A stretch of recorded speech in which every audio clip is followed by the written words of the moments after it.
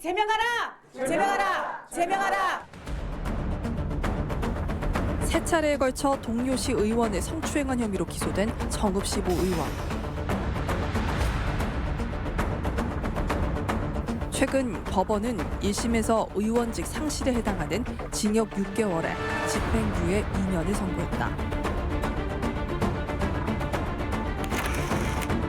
그리고 2020년 4월 전주시 여의동에서 술을 마신 채 운전하다 주민의 신고로 적발된 전주시 송상준 의원. 해당 의원은 이전에도 음주운전 전력이 있는 상태였다.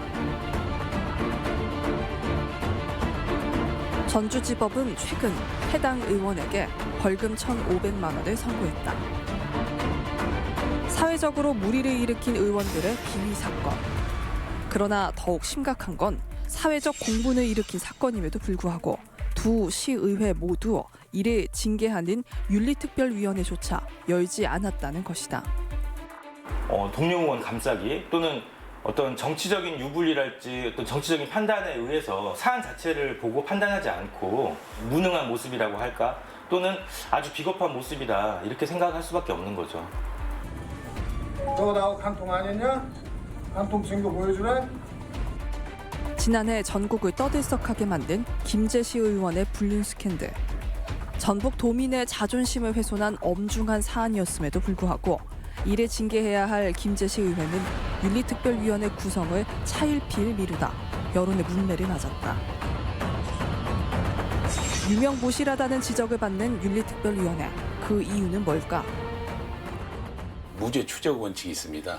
그래서 현재 수사 중인 사항을 단정을 짓고 이렇게 징계위원회에 회부하는 것은 좀 무리가 있다고 보고 아마 그런 부분이 하나 있을 것이고 또 하나는 윤리특위 구성이 현재 우리 지방자치법을 보면 재량으로 되어 있습니다. 그래서 둘 수 있다로 되어 있어서 상설 설치를 않고 있기 때문에 아마 그런 영향이 있지 않나 이렇게 생각이 됩니다. 윤리특별위원회의 전문성과 객관성을 위해 외부 전문인으로 구성된 자문위원을 두고 있지만 그 실효성에 대해선 의견이 엇갈린다. 보다 강력한 장치가 필요하다는 의견이 제기되는 것도 이런 까닭이다. 또 그 보완책으로 지금 윤리 자문위원회를 구성해서 자문을 받아서 그 의사를 최대한 존중해서 운영하고 있기 때문에 큰 문제가 없다고 보는데 자문위원회가 가지고 있는 그런 권한이랄까 위상이 거의 미미했어요. 거의 의미가 없었다고 할 수 있는 건데 지금 우리 지역 내에도 각 시군 의회 또는 도의회가 징계 기준들이 제대로 마련되어 있지 않거든요. 그러니까 징계 기준 같은 것들을 미리 만들어서 명확하게 해두는 것, 그리고 자동적으로 윤리특위에 회부가 되고 자동적으로 심사를 해야만 한다라는 것들이 분명하게 드러날 수 있도록 그런 방식으로 조례나 또는 그런 규칙들을 정비하는 것이 필요하다고 생각합니다. 네, 오늘 함께할 양성빈 소장님, 김영원 변호사님 두 분 나오셨습니다. 안녕하세요. 반갑습니다. 네, 안녕하세요. 네, 반갑습니다. 자, 영상에서도 저희가 봤는데요. 작년 유독 도내 시의원들의 비위가 참 많았습니다. 목소연 아나운서는 아까 그 영상을 보면서 고개를 절레절레 흔드는 모습을 좀 봤어요. 아, 너무 창피해요. 너무 창피해요. 막 제가 막 손이 오그라드는데, 그러니까 뭐냐면. 아마 많은 분들이 이런 뉴스를 접하면서 이런 생각 하셨을 거예요. 아니, 어떻게 저런 사람이 시의원을 하지? 저 정도면 내가 하는 게 낫겠다. 이런 생각이 사실 들면 안 되는 거잖아요. 네. 그래서 너무 부끄럽고 몇몇 분들에 의해서 열심히 큰 뜻을 갖고 잘하는 분들의 이미지마저 다 싸그리 뭉개져 버리니까 그게 너무 안타깝습니다. 네. 그 최근 이슈를 보자면요. 작년에 음주운전을 해서 물의를 빚었던 이 전주시 시의원이 최근 1,500만 원의 벌금형을 받았습니다. 근데 윤리특위는 열리지도 않았어요. 더구나 성추행 혐의로 최근 징역 6개월 구형을 받은 정읍시 의원도 있습니다. 정읍시 의회도 윤리특위를 구성조차 하지 않다가 다음 달 2일에 이제 겨우 윤리특위를 소집한다고 합니다. 어떻게 이런 일이 있는지 참 이해가 가지가 않는데요. 우리 양성빈 소장님께서는 도의원 시절에 윤리특별위원장을 역임하셨잖아요. 네, 맞습니다. 이런 일이 가능한 겁니까? 지방자치법, 지금 현재 지방자치법 그 57조를 보면 윤리특별위원회를 둘 수 있다. 아까 그 영상에서도 보셨지만 예. 임의 규정으로 하고 있습니다. 그래서 비상설화하고 예. 그다음에 임의 규정으로 두고 있다 보니까 이런 문제가 이제 발생을 한 겁니다. 네네. 근데 이게 다행히도 2022년에 이제 시행될 지방자치법에는 그렇군요. 이제 개정이 됐기 때문에 예. 이걸 지금 윤리특별위원회를 둔다라고 강행 규정화했기 때문에 이제는 이제 윤리특별위원회를 둘 수밖에 없고 그리고 또 아까 자문위원회를 또 두도록 되어 있어요. 네, 그래서 이게 조금 바뀐 거고요. 또 하나 문제점은 사법적 판단을 요하는 그런 사건들이 상당히 많이 있습니다. 그런 그렇군요. 예. 것들이 이렇게 의안으로 올라오기 때문에 안건으로 올라오기 때문에 1심에서 기소가 되거나 했다고 하더라도 네. 또 법원에서 판단이 무죄가 나는 경우도 있고 네네. 여러 번 번복이 되기 때문에 이게 사법적 판단을 요구하는 경우 쉽지 않다라는 거예요. 그래서 이걸 지연시키거나 그런 경우들이 저는 많다고 그렇게 생각을 합니다. 네. 그 김영호 변호사께서는 이제 법률가시니까 뭐 여러 가지 궁금한 점이 있는데요. 우선은 일단 벌금형이 나오고 그리고 또 1심에 어떤 구형까지도 처해졌습니다. 이 사건 같은 경우에는요. 그래서 무죄 추정의 원칙에서 이제 더 이상 보호받지 않으니까 이거는 빠르게 해야 되지 않는가라는 의견이 이제 질문이 하나 있고요.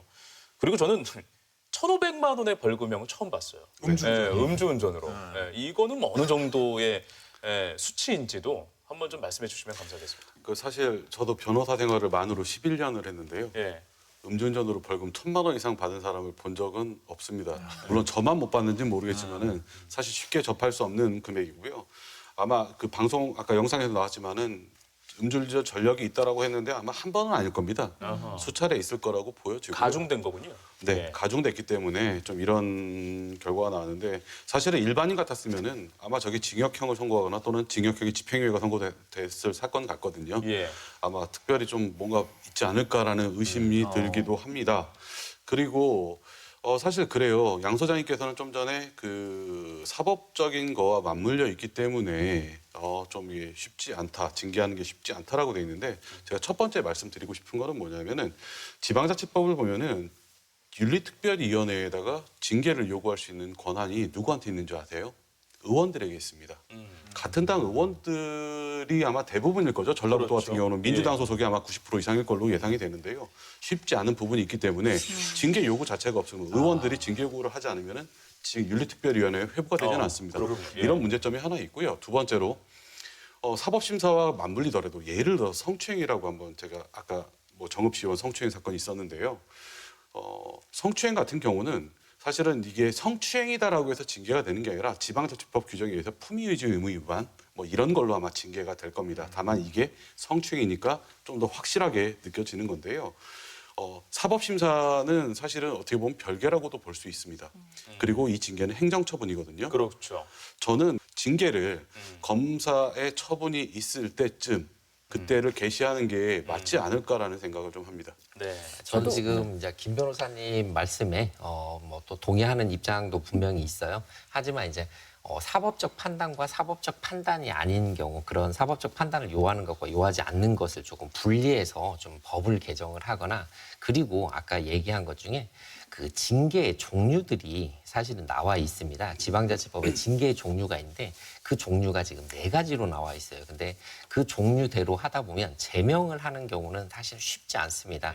그리고 나머지 이 출석 정지 30일을 하거나 아니면 그 공개 회의에서 사과, 그다음에 공개 회의에서 이제 다른 조건들이 하나 있는데 너무 그 징계의 종류가 너무 차이가 커요. 그런 부분들도 좀 법적으로 징계를 다양화하거나 그런 논의들이 좀 필요하지 않을까 싶어요. 그렇군요. 예, 알겠습니다.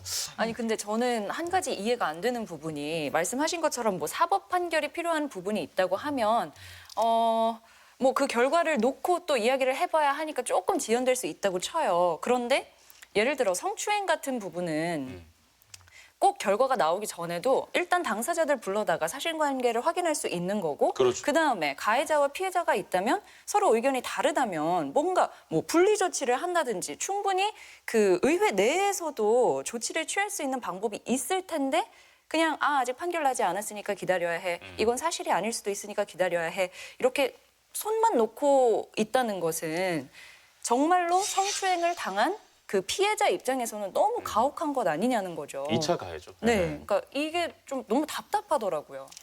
네, 실제로 적극적이지 못했던 게 사실인 것 같고 자기는 안 했다. 사실은 그렇게 얘기를 하니까 동료 의원들로서도 그 내용을 가지고 그러니까 뭐 가해자와 피해자의 얘기를 듣고 판단을 하기는 사실은 쉽지 않다. 저는 그런 판단이 좀 듭니다. 네. 외부의 전문가를 이렇게 투입시켜서 이렇게 윤리특별위원회 구성을 하면 객관성이 좀 담보되지 않을까 하는 이야기가 있어요. 여기에 대해서는 좀 어떻게 생각하십니까?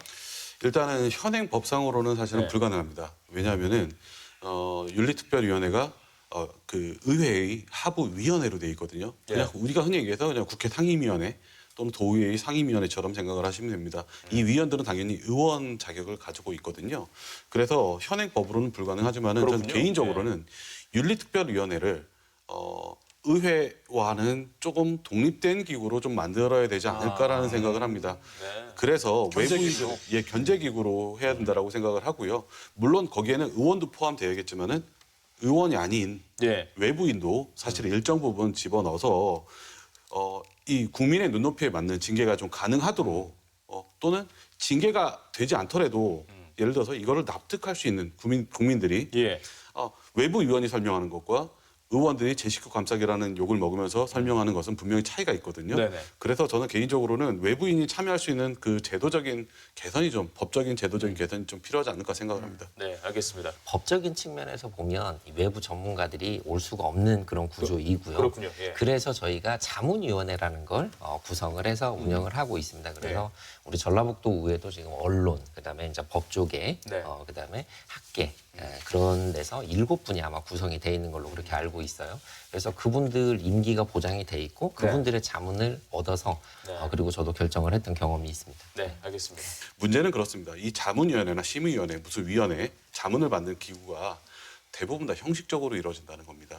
사실은 그냥 의견 전달할 것 뿐이고요. 예. 또는 윤리특별위원회에서도 이런 자문을 거쳤다. 우리는 자문을 거쳤다라는 어떤 면피성 위원회라고 저는 보여지거든요. 저는 오히려 권한을 어느 정도는 수용을 해야 된다라고, 그러니까 자문위원회의 결정 또는 의견 사항을 갖다가 충분히 반영할 수 있는 시스템이 마련이 돼야 되고, 두 번째, 자문위원 개인의 선정에 있어서 의회에서 직접 의장이 직접 누구를 A란 사람, B란 사람을 직접 선정을 할 게 아니라 뭐 예를 들어서 학교 단체라든가 교수회라든가 또는 의사회라든가 변호사회라든가 회계사회라든가 이런 단체에다가 추천을 의뢰를 해서 거기서 추천하는 사람이 임명되도록 하는 구조로 좀 만들어야 되지 않을까라는 생각을 합니다. 각계각층에서 네, 대표자로 각계 구성돼요. 시민단체도 마찬가지고요. 특정한 누구를 선정할 게 아니라 여러 각계 단체에서 그렇군요. 좀 받아서 추천을 받아서 임명을 해야지 좀 더 시민들의 의견도 반영하고 시민 눈높이에 맞는 어떤 결정이 나오지 않을까라고 생각을 합니다. 네, 알겠습니다. 뭐 지방자치법이 바뀌어서 뭐 내년부터는 윤리특별위원회를 두는 것을 의무로 하게 됐다라는 말씀을 아까 전에 해주셨는데요. 그런데 이 징계 기준이 좀 모호하다라는 것은 아직 풀리지 않는 것 같습니다. 네, 맞습니다. 그리고 뭐 징계의 다양성도 확보가 아직 안 되고 있는 것 같기도 하고요. 그 징계 다양성이 확보가 되면 기준도 좀 명확해질 것 같습니까? 어떻습니까? 징계 종류를 조금 더 늘려서 네.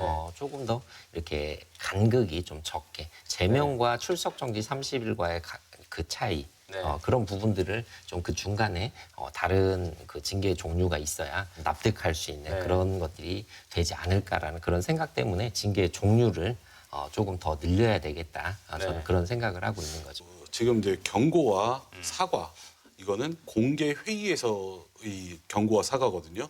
이거는 의회 내에서 하는 겁니다. 네, 맞습니다. 일반 시민들은 이런 게 있었는지도 알지 못합니다. 그렇죠. 예. 사과를 해야 될 대상은 의원들 앞에 사과를 할 게 아니라 남원 시민 전체에 대해서 해야 된다고 생각을 하고요. 네. 전북도 의원이 잘못했다면은 전북도 의원 전체, 전북도민 전체에 대해서 사과를 해야 된다고 생각을 합니다. 그래서 네. 저는 공개 회의사가 아니라 공개적인 대주민 사과, 대시민 사과를 해야 되지 않을까라는 생각을 합니다. 네. 이거를 그리고 어느 정도는 관보 게재라든가 이런 예. 부분으로 충분히 본인의 어떤 사과문이라든가 이런 걸 게재하는 방식으로 하는 게 사실 쪽팔려서라도 그렇게 하면 안 되잖아요. 유권자의 알 권리도 알 충족시켜 권리도 주는 그렇고요. 거네요. 그리고 네. 사과를 받아야 될 대상은 동료 의원이 아니라 저는 분명히 주민이라고 생각을 하기 그거는 때문에 동료 의원이 아니고 공개 회의에서 사과를 하지만 요즘에는 방송이 전부 다 이 촬영이 녹화가 되고 있어요. 그리고 실제로 방송이 다 진행이 됩니다. 생방으로 진행이 되고 예. 그다음에 그걸 하는 방송 그 인터넷 방송들이 있어요. 그래서 그 부분은 우리 의원들끼리 사과를 하는 건 아니고 분명히 도의회라면 도민들께 그다음에 시라면 시민들께 그렇게 사과를 하는 것이다. 그렇게 좀 봐줬으면 좋겠고 저는 그렇게 느낄 수 있도록 만들어 가야 되겠죠. 개인적으로요. 네. 제가 11년 넘게 이 전라북도에 살면서 한 번도 본 적이 없어가지고요. 아마 접근성이 떨어지지 않을까. 플랫폼을 좀 더 접근성 있게 가져가야 된다는 네, 의견이신 저는 것 그런 같아요. 앱 하나 깔도록 해야 되겠습니다. 자, 윤리특별위원회가 의원들의 자격을 심사하는 만큼 보다 공정하고 투명한 활동들이 이루어져야 하지 않을까 하는 생각이 있습니다. 윤리특별위원회 개선 방안에 대해서 여러 가지가 이야기가 나왔어요. 한 가지씩 이야기를 좀 마무리를 해주신다면 어떻겠습니까? 네, 앞서 말씀드린 의원의 징계에 대한 부분, 사법적 판단이 있기 전에 사실은 의결을 하는 경우에 주민들의 권리를 어떻게 보면 침해할 소지도 있다. 저는 그렇게 생각을 합니다. 그래서 사법적 판단 이후에 의결을 하는 게 저는 맞다라고 그 부분은 생각을 하지만 사법적 판단이 없어도 되는 부분에 대해서 예. 윤리특위가 이제 내년부터는 상설화되기 때문에 그 부분은 좀 일부 해소가 될 것 같고요. 예. 네. 그리고 또 징계 수위와 관련해서 좀 더 다양한 징계 종류가 좀 있어서 우리 주민들이 사실은 제명과 출석 정지 그 사이에 그 격차가 너무 크기 때문에 그 부분을 약간 좀 더 조정이 필요하지 않겠나 네. 저는 그렇게 생각을 합니다. 예, 전라북도 같은 경우는 사실 전라북도 의회를 보면은 39명의 의원이 있는 걸로 알고 있고요. 예. 이 중에 36명이 민주당 소속입니다. 그리고 민생당, 정의당 한 명씩 있고 무소속이 한 명씩 있습니다. 이런 상황에서 윤리특별위원회에다가 징계 요구를 할 수 있는 사람은 의원밖에 없는데 제 식구 감싸기 논란이 사실은 계속 불거질 가능성이 높아 보입니다. 필연적이죠. 네, 이런 상황에서 사실은 전라북도 같은 경우는 사실 이제 뭐 야당의 견제가 좀 어려운 상황에서 징계 요구권자가 좀 확대가 돼야 된다라는 좀 생각을 합니다. 시민들도 일정 요건을 갖추면은 의원의 비위에 대해서 징계 요구를 당당히 요구할 수 있는 이런 권리가 좀 생겼으면 하는 바람이 있고요. 예. 그리고 윤리특별위원회에 시민들의 참여할 수 있는 제도적 좀 보완도 있었으면 합니다. 그리고 또 하나 주민소환제라는 게 지금 사실 몇 번 이루어지진 않았거든요. 전국적으로 법이 생긴 지는 약 15년이 넘었습니다. 하지만 지금 몇 건 전국적으로 이루어지진 않았는데 이 주민소환제 확대를 통해서 그다음에 그런 제도를 통해서 시민들이 의원들을 견제할 수 있는 이런 제도적 보완책이 있었으면 하는 바람이 있습니다. 네, 알겠습니다. 자, 오늘 이슈 공방에서는 기초의원의 자격 그리고 윤리특별위원회의 자격에 대해서 심도 있는 대화 그리고 또 생각해 볼 수 있는 지점에 대해서 이야기를 나눴습니다. 오늘 함께해 주신 두 분 진심으로 고맙습니다. 고맙습니다. 예, 감사합니다. 네. 자, 탐사기획 일사천리는 앞으로도 더욱 넓고 더욱 깊게 날카로우면서도 이 따뜻함을 잃지 않은 시선으로 여러분과 함께하겠습니다. 함께해 주신 여러분 고맙습니다.